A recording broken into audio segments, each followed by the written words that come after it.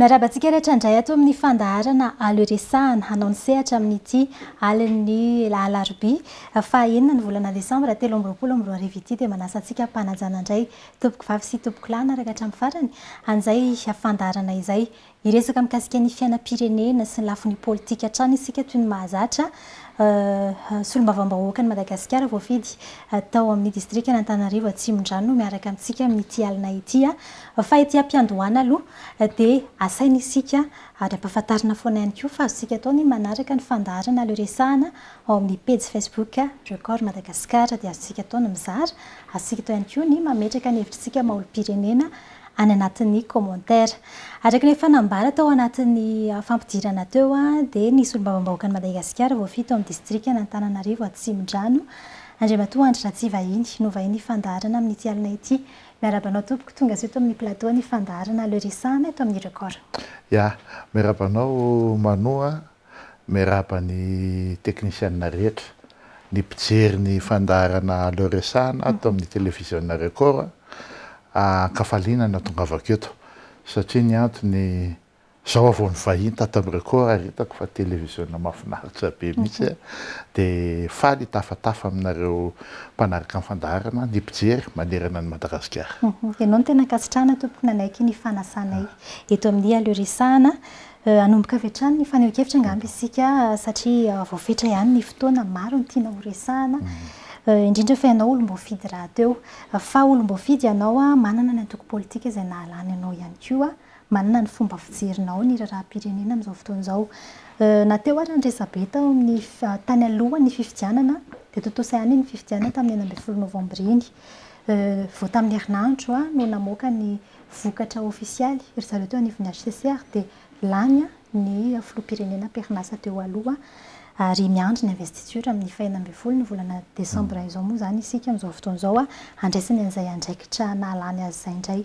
ny fahitanao azy manokana ny dika inona tamin'ny vahoaka malagasy sy ny firenena malagasy ny fahatanterahany ny fifidianana tamin'ny 9 novambra iny nateo azy zareo ataontsika hoe olana sy resabe ny alohan'ny fifidianana tompoko. Ya, totosa soamantsara ny fifidianana efa navoaka ny ACC ny valim-pifidianana fa Andriamatoa Andry Rajoelina izay kandida larana fahatelo natolotry ny antoko tanora malagasy vonona no hitatana ny firenena malagasy izany hitatana fandroany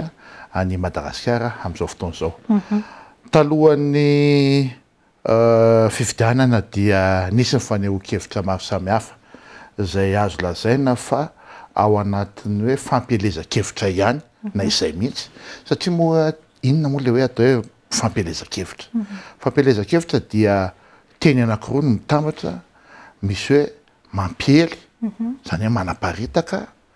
dia inona no aparitaka dia ny hevitra ka io fanaparitahana hevitra dia amin'ny alalan'ny fihetsika na fomba fiteny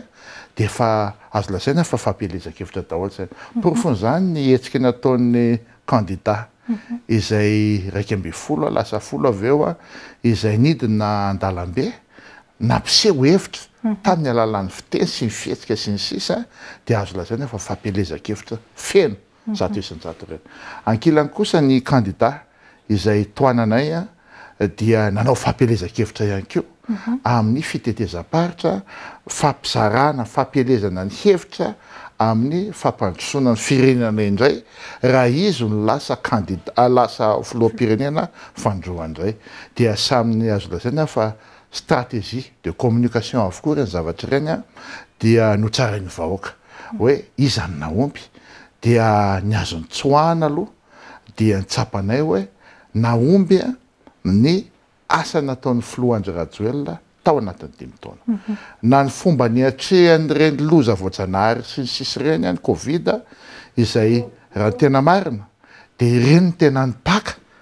tany ny fon'ny vahoaka tsapy izany taty anatiny izany satria rehefa mandeha ianao manao tournée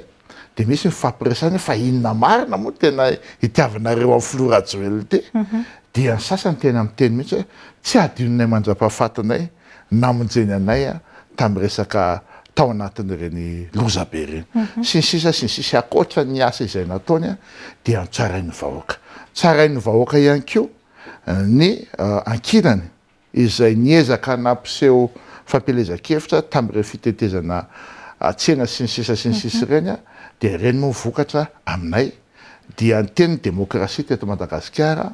lany ny fizarana fitiavana satria raha ny marina dia resaka fitiavana foana nyvoizin'ny filoha Andry Rajoelina ankilany somary nyvoy zavatra mandratra tsy de mety amintsika malagasy nyvoizin'ny ireo collectif de candidats ankilany. Fandresen'ny demokrasia hoy ny nambaranao teo izay fifidianana no tanterahantsika teo izay anisan'ny nambaran'izy ireo ihany koa moa anisan'ny nambaran'ny ankilany ny amin'ny hoe ambanimbany ny mpavitrihan'ny mpifidy na izany na tsy izany ny lalàna eto amintsika dia mamaritra hoe rehefa lany ny amin'ny tsasamanila ny vato mihoatra dia efa lany ho filoha. Raha ho an'ny teo anivon'ny distrika izay nadidinao manokana nanao izay tapahavitrihan'ny mpifidy izay nanao ny ihany koa ny entinareo ny hatrehana ny fifidiana teo.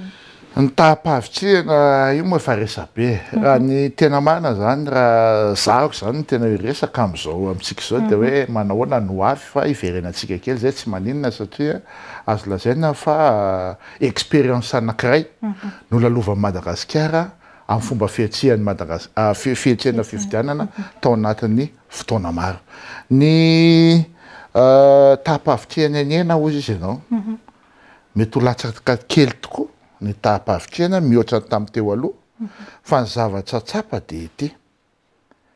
aminay zany satria samy manana ny chiffre tazominy ho ary afaka jerentsika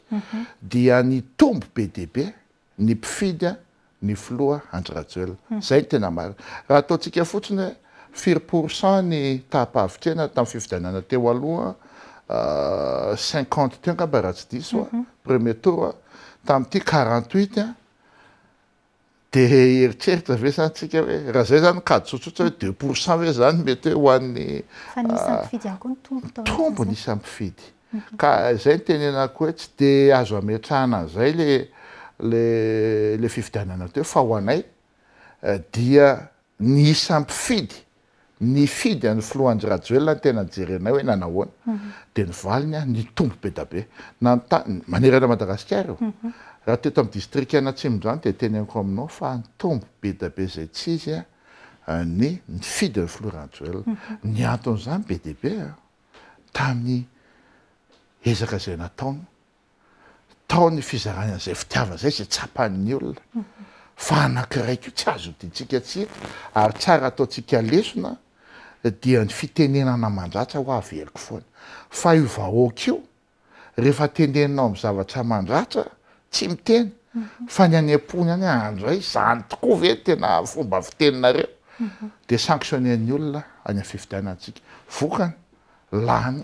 président Rajoelina tamin'ny fitiavany sy ny asa nataony dia zay ny tiako tenena le resaka taux de participation iny mety aminay mety satria tena taux de participation ohatrany hoe zay mifidy zany dia mifidy amin'ny président Rajoelina ka tsy adiko hevitra iny. Niverenantsika kely moa iny satria ho avy ihany koa ny fifidianana mpanao lalàna sy ny fifidianana kominaly amin'ny taona ho avy io hoentina miatrika sady an'izay hoe fifidianana izay fa ny resaka ianao teo ny amin'ny hoe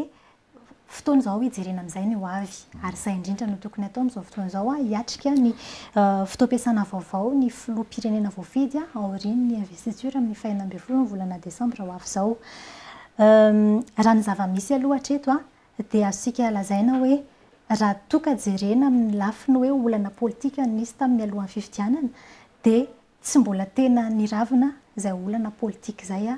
raha ny zava-misy aloha hatreto satria dia ao ireo mbola mitakiny amin'ny hoe izahay tsy manaiky ny voka-pifidianana iny ao ireo mbola mitakiny amin'ny hoe tokony hisy fampiresahana sy ny sisa aminao manokana amin'ny mampisehatra politika anao mbola fotoana ny fifampiresahana ve izao ary raha toka tsy roso amin'izay fifampiresahana izay inona no tokony atao hamahanana izay olana navelana ireo disadisa ny hatrehana fifidianana izay. Ny angamba tonga dia ny avaliko an'izay dia tsotra hoe ny teny nataon'ny filoha Andry Rajoelina tonga dia teneniko eto hoe rehefa tonga eo amin'ny maha-président azy izy dia hainy ny fampiresaka amin'ireo hainy ny atao zany ny tena marina ka zay ny todiako hoe raha tena tia Madagasikara tsika dia tsy tokony hiditra intsony amin'izany resaka contestation na andeha hidina an-dalambe zany amin'izao. Ny antony dia izao efa nisy rapport de force teo voavoainga kely naneho ny heviny vahoaka malagasy tamin'ny alalan'ny fifidianana iny ny valim-pifidianana dia tokony mirositsika tiako tenenina dia ity hoe raha ny 5 taona tany aloha vao nandraisana fitondrana ny Flora Joel dia nisedra problemtsika tsy resahako tsony ina ainareo mpanao rehetrarehetra fa amty aloha kosa tsy isy tsony le problème fa hoe andaotsika tonga dia miasa dia miditra avy hatrany any amin'le problème le problème efa fantatsika fa ino tenen'ny Flora Joel iny fijerena akaiky ny resaka sosialim-bahoaka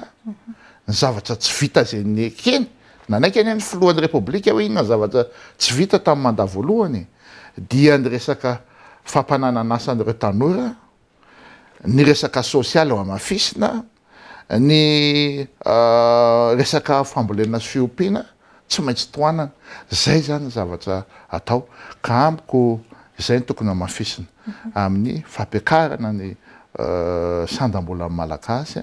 mba ahafahan'ny malagasy tena mivoatra satria rehefa miakatra ny sandam-bola misy akony be dia be any amin'ny fiainatokantrano zay faharoa ihany koa dia anamafisako an'le hoe contestation teo dia tsara ho fantatsika ny firenena filamatra manerana n'izao tontolo zao dia manaiky an'izao fitondrana zao nanaiky fa nivoaka tao anatin'ny fifidianana Flora Joel na ny Amerikana na ny Nosy Rahavavy Maurice Seychelles Afrique du Sud sy ny sisa nanaiky avokoa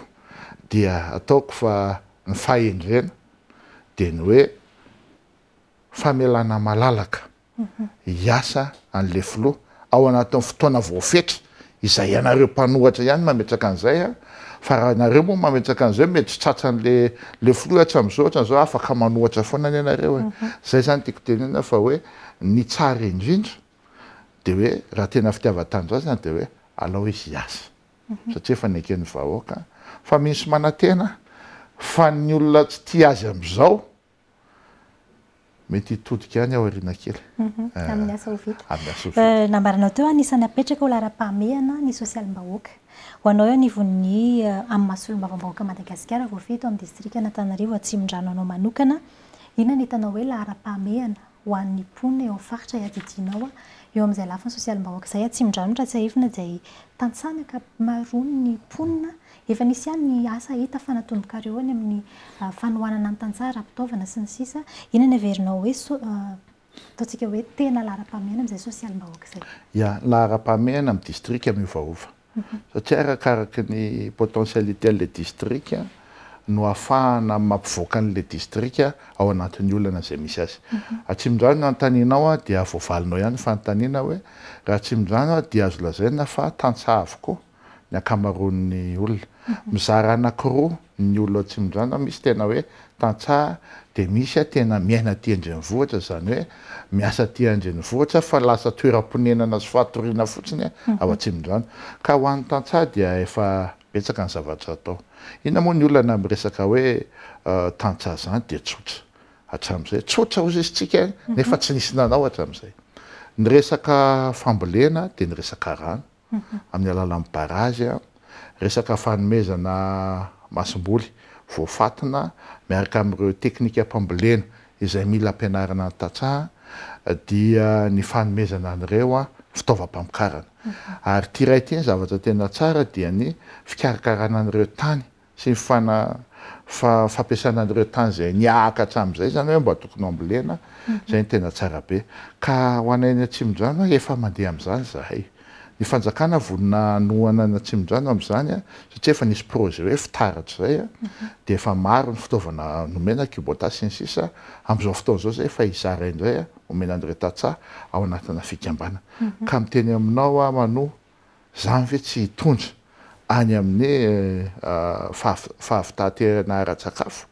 ny somary olana kely fotsiny dia ilay fahazarantsika hatramin'izay hoe zatra an'ilay fambolena nentim-paharazana foana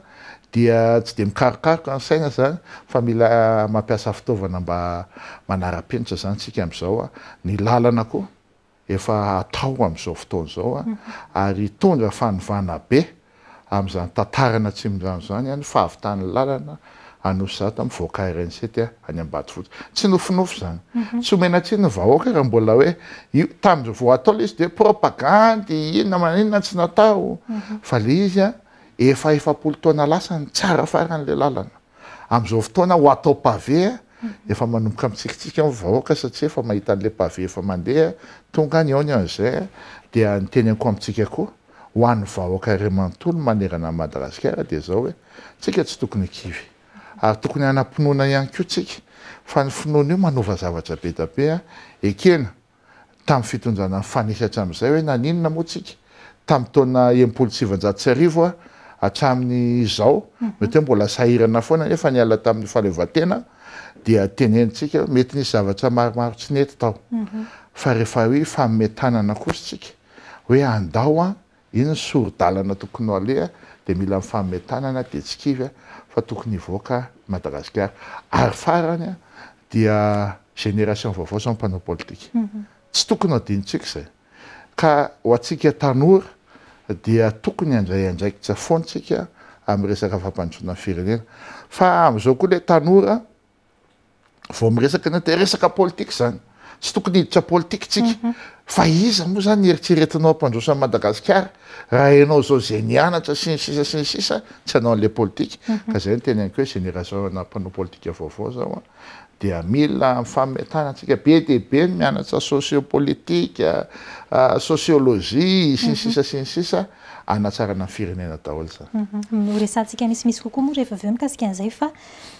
ho tio izako ihany mikasika ny sosialim-bahoaka teo ny resaka tsy fandriam-pahalemana ihany koa anisan'ny mampitaraina ny amponina amin'ny ankapobeny amin'izao fotoana izao tsy andrenivohitra tsy ambanivohitra fa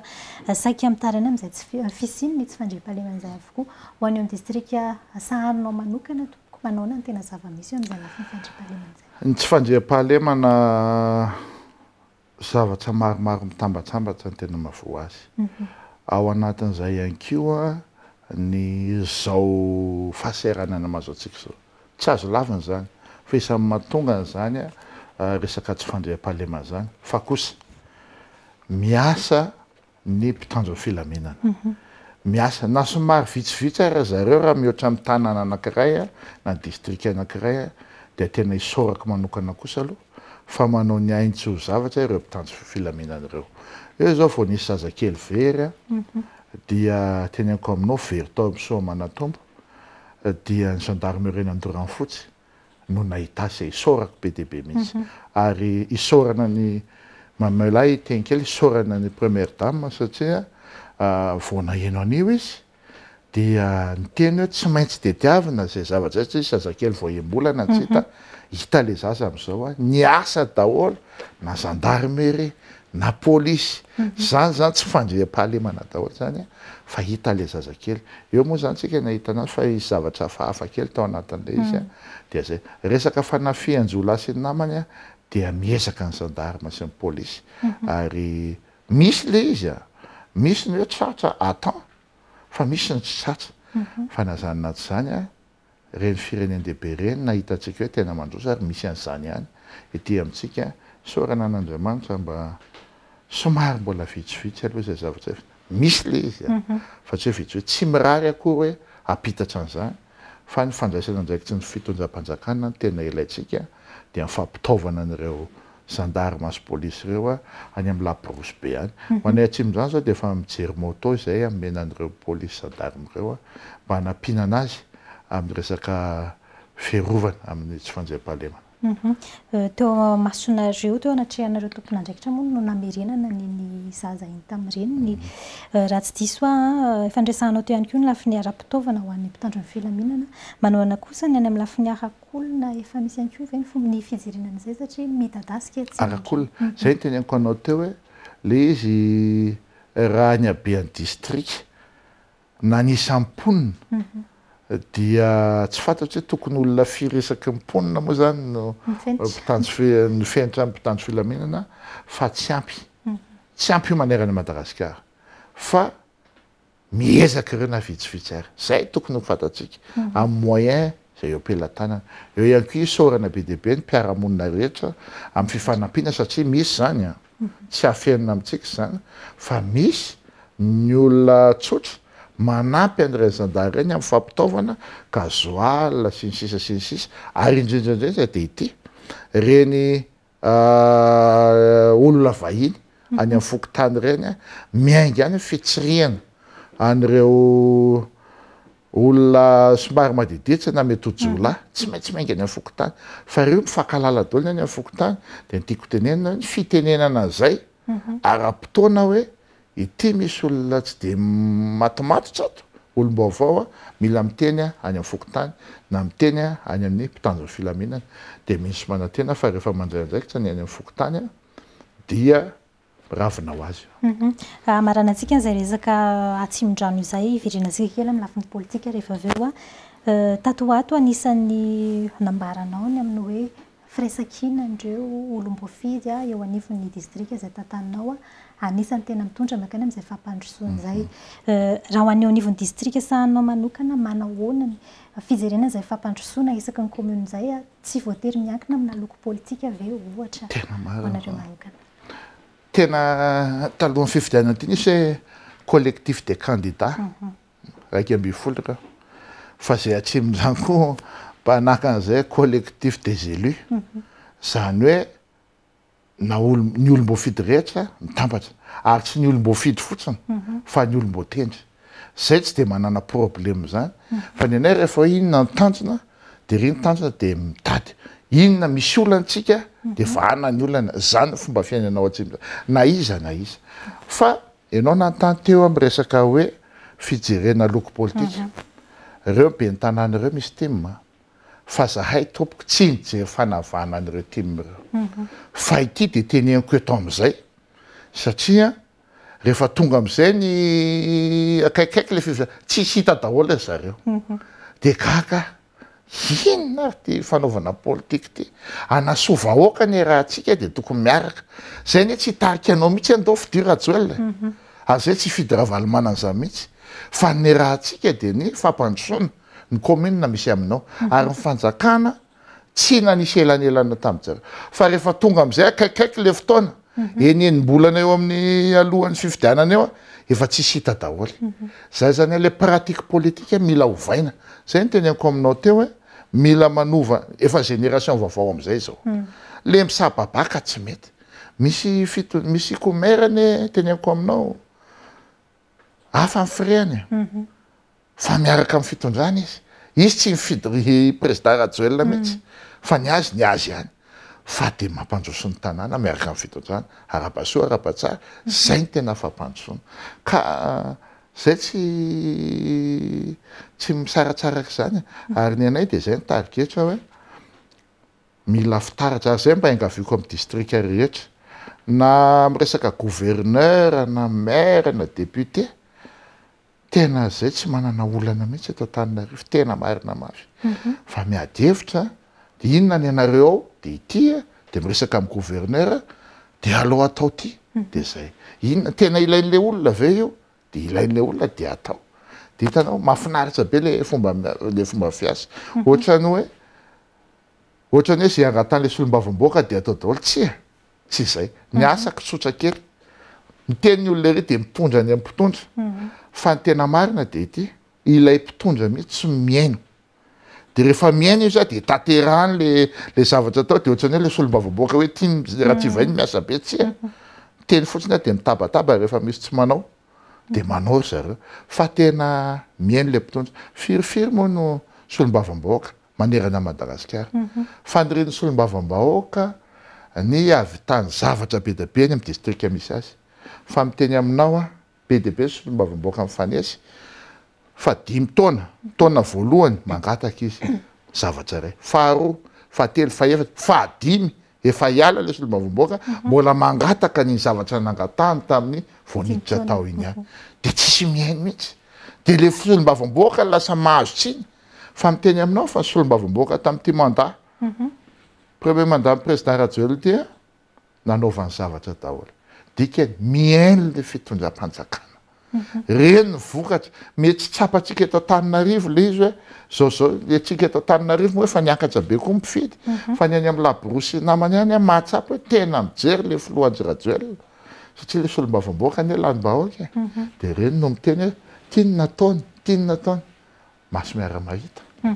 Mialohany tena hidirantsika amin'izay amin'ny maha olom-boafidy anao zany amin'ny lafin'ny politika amin'ny ankapobeny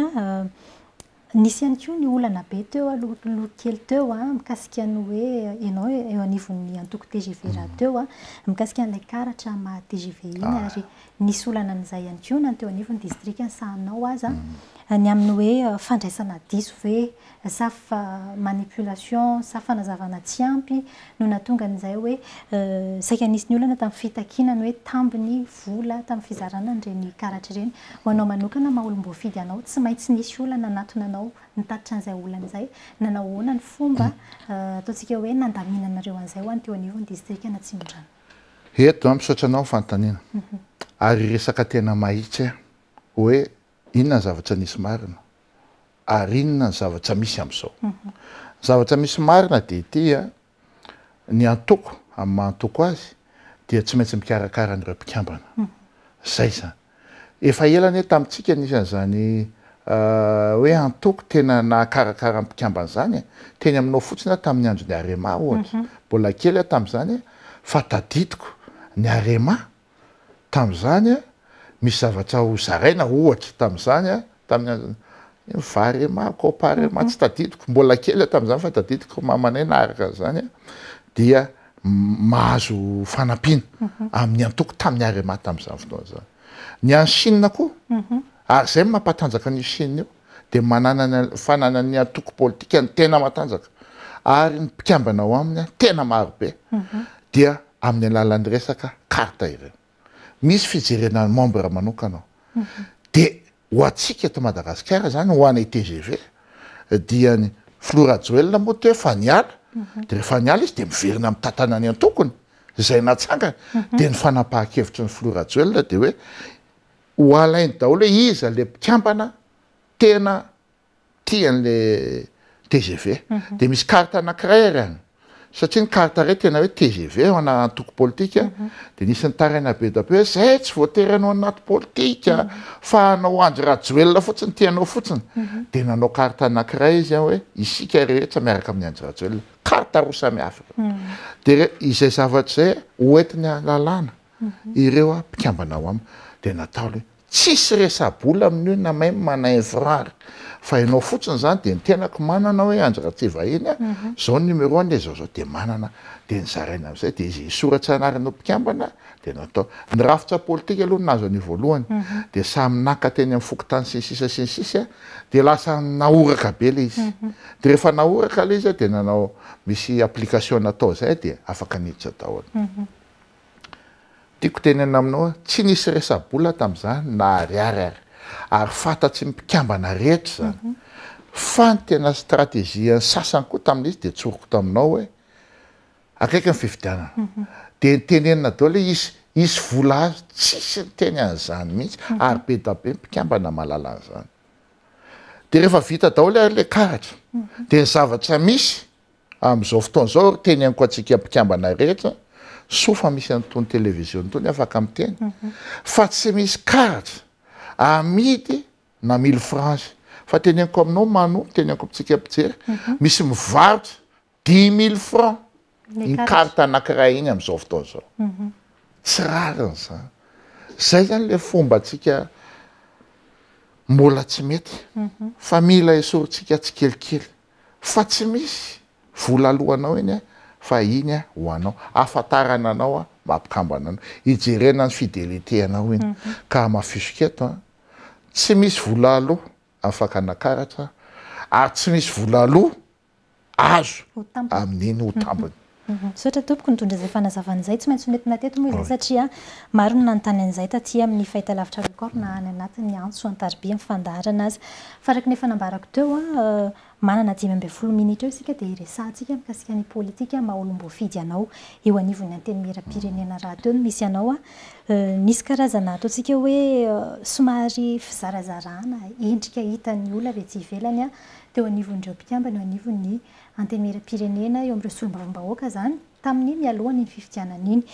nisy ohatra ihany koa ny olana izay nakasika ny filohan'ny io andrim-panjakana io nanesorana azy tao anatin'ny antoko izay nisy azy teo aloha ny fahitanao azy manokana Manao izay hoe endrika iainana eo anivony antenimieram-pirenena zay tena mipetraka ve zay iahiahan'ny olona amin'ny hoe vaky ny zara ireo mpikambana eo anivony antenimieram-pirenena. Ny hoe vaky ny zara ny teneniko angamba dia hoe samy manana heviny satria avana élection zany ianao efa manana ny soany ny olona tsirairay avy any anatin'ny saina any sarotra be aminao ny eritreritra hoe hiaraka amin'ny raha namana ato nefa ny fisainany tsy mironany amin'le olona irahanao dikan'izany tsara kokoa mahita hoe misaraka le izy hoe ity ny solombavam-bahoaka mpanohana any candidat IRD ohatsy TGV aty amin'ny ilany aty ny manohana ny collectif de candidat zay ny tena idéal ary tsapatsika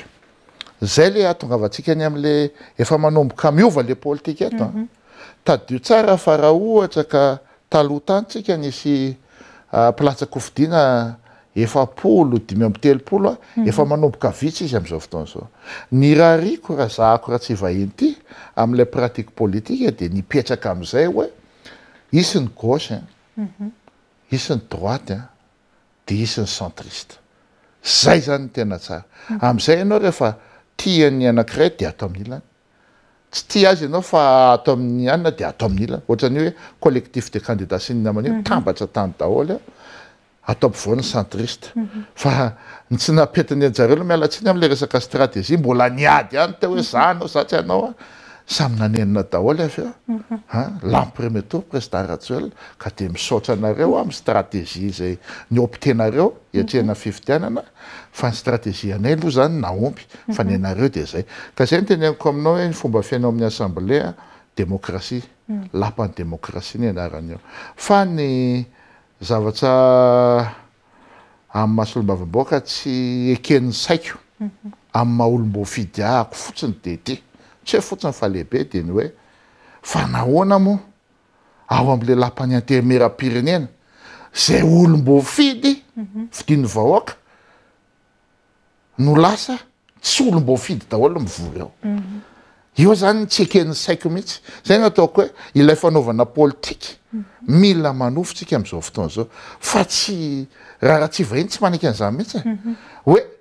olona tsy voafidy fa mitady seza rehetrarehetra nivory amin'ny antenimieram-pirenena azafady kosa tsy mety zany ka zay ny tenenina io moa i madame Panina manana ny eritreretany amin'ny zay fomba fieritreretany azy fa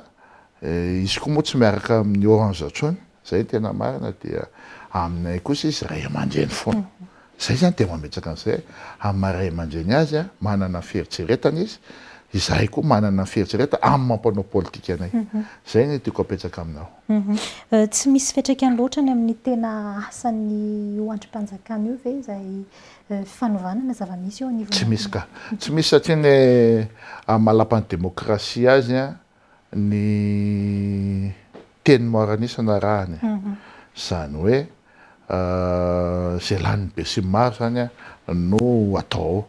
ka ny tsy mampiovinina tsisy olana mihitsy ny tena marina ny zavatra misy azy zao dia ny mifieritseretana ny hoe ametrahanay ny solony honorable Papasolo zay ndazo fahafatesana eo no eritseretana tsy maintsy asiana solony izy satria ny fotoana mbola mandeha ny mandany député mbola tsy tapitra dia tsy mety ngamba raha hoe tsy misy solony ny vice président tana zay misy anay dia ametraka ny solony amin'izay mamaraparana sady ny fiarahana isika andriamatoa solombavam-bahoaka aminao manokana hanomboka ny fotoam-piasany vaovao ny filohandry Ratsuel naoriany 7 Desambra araky ny fanambara teo ary nambarantsika tany am-piandohan'ny fandaharana dia hoe anjarany amin'ny maha-filoham-pirenena azy no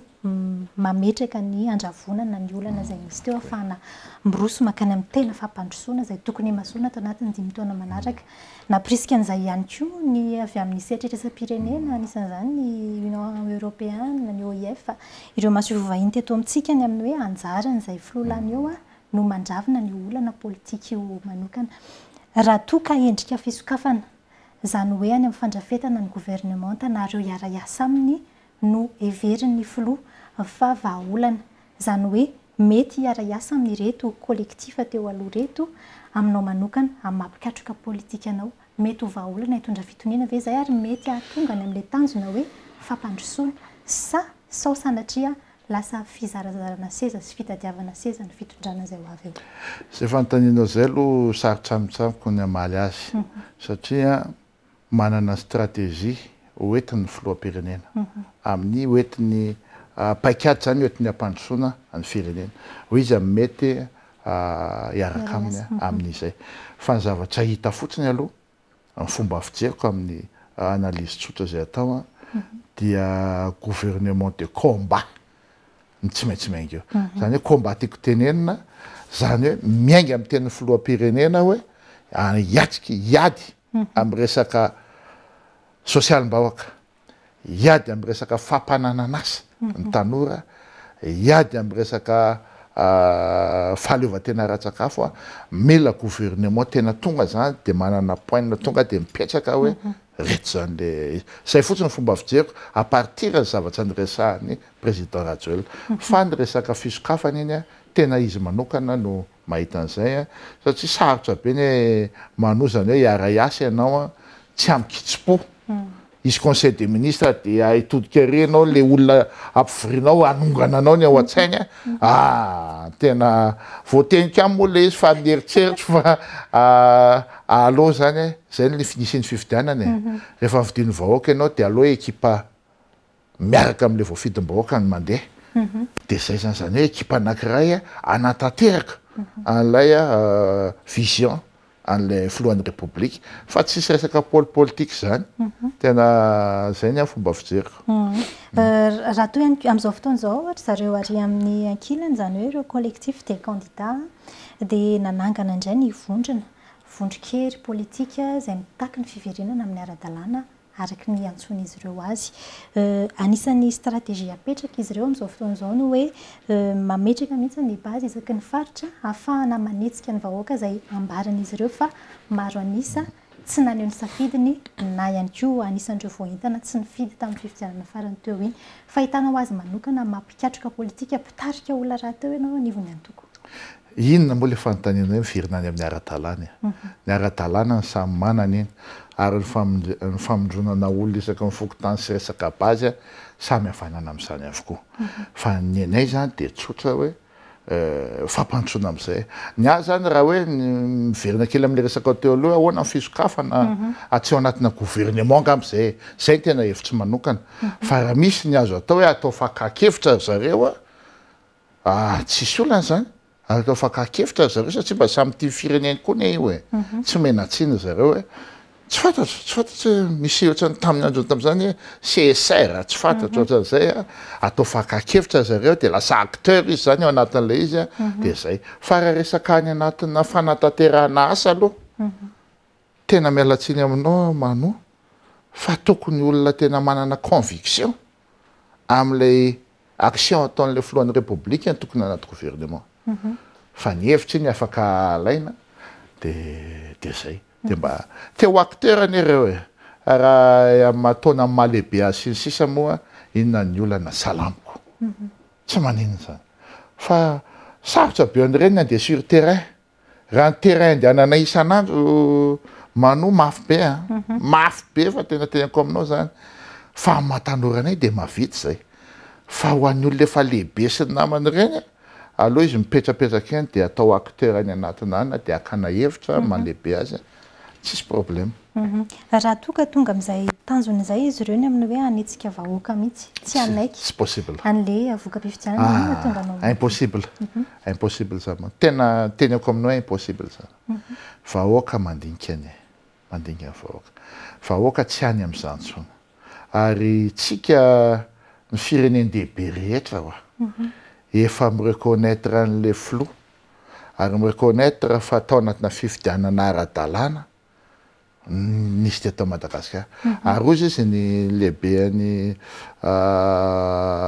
Union africaine hoe nitondra fijery vaovao ho an'ny Afrika ny zavatra nisy teto Madagasikara zany zavatra misy dietsika ho aizatsony aleo ao fahendrena de mipetraka torohevitra tsy mandà mihitsy zahay hoe inona ny hevitrareo ry dadabe Ravalomanana ao amin'ity de mba hoe tsisy olan'izany fa raha hoe ao anatina gouvernement ny eritreritro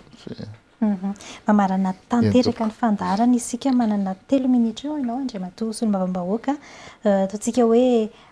antso ho an'ny mponina eo amin'ny distrika izay adidinao mahakasika an'izay fiainam-pirenena amin'ny ankapobeny izay taoriany fahavitana ny fifidianana teo ia ny antso izay ataoko zany dia ho an'ny malagasy satria ny tena hoe député de Madagasikara de miteny ho an'ny eto Madagasikara ary indrindra ho an'ny distrika misy ny tena hoe ninona zavatra misy aloha de ny soratsika voalohany an'Andriamanitra dia ny ananantsika fahasalamana feno efa tsapatsika eto anatin'ny fotoana maro zay hoe manahoana rehefa tsy eo anatin'ny tojon'izany tsy fahasalamana zany tsika fa misaotra an'Andriamanitra lehibe aloha tsika nanana fahasalamana feno ninona fahasarotana zay ny zava-dehibe afaka mihotra tsika de miteny amintsika koa aleo tsy kivy aleo mitrakatra any mifampitantantsika ary mila mahatoky mpitondra anao ihany koa fa miteny amintsika fa mety sasany miteny hoe piso lelaka raha tsy vahiny mety fomba fijerina fa manana personnalitéako mihitsy za koa misy loha fahafy zay fa ny ahako zany ny rahako amin'ny président Rajoelina de tiako fantatry ny rehetra indrindra fa inareo namana sy miaraka amiko de ny hoe ny fananany an'izay fitiavana zay ary ananantsika confiance izy amin'ny fampandrosoana zay ny tena ary izy tena filoham-pirenena matoky an'Andriamanitra zay ny tena zava-dehibe mivaho azy daholo ny rehetrarehetra zay misaotra tompoko mamarana ny fandaharana isika nkasitrahana ianao ny vahiny teto amin'ny plateau ny alorisahana anao sehatra tamin'ity alinaity mankasitraka manoa de mankasitraka mijery rehetra technicienne mahafinaritra ny ato amin'ny record izay no amarana antsika ny fandaharana ety ampamaranana dia ampatsahivina antsika foana fa atsika atao ny mamerina manaraka ny fandaharana ao amin'ny page Facebook Record Madagasikara aloresahana anao ny sehatra izay ny fandaharantsika izay hoentsika miresaka ny tontolon'ny politika ny toe-karena sosialy amin'ny ankapobeny azontsika hoentina eto amin'ny fandaharana avokoa azonareo atao ihany koa ny miditra amin'ny page Facebook miditra MP raha ohatra ka maniry anareo hiveny eto amin'ny fandaharana na miantso mivantana aty amin'ny Record Madagasikara amin'ny manaraka indray ny fotoanantsika veloma tompoko